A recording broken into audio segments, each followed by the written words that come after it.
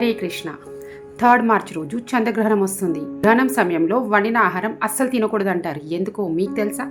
ఇది తెలుసుకోవడానికి ఈ వీడియోని మొత్తం చూడండి. వేద సాంప్రదాయాల ప్రకారం గ్రహణం సమయంలో వాతావరణంలో సూక్ష్మ మార్పులు వస్తాయి.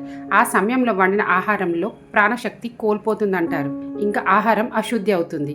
అందుకే గ్రహణం సమయం కన్నా కూడా 3 అవర్స్ ముందే మనం భోజనం తీసుకొని ఉండాలి. గ్రహణం సమయంలో అస్సలు తినకూడదు. గ్రహణం తర్వాత ఫ్రెష్గా వండుకొని తినాలి.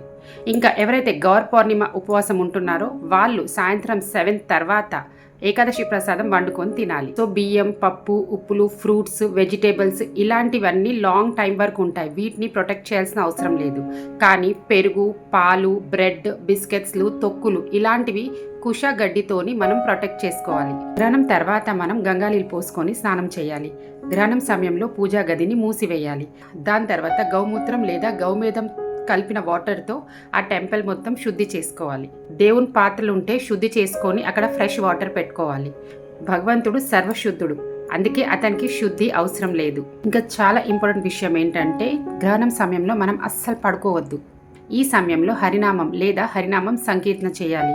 ఇంకా స్పిరిచువల్ బుక్స్ చదువుకుంటే చాలా మంచిది. వట్టప్పుడు చేసే కన్నా ఈ టైంలో చేసిన నామం మనకు 1,00,000 రెట్లు లాభం ఇస్తుంది.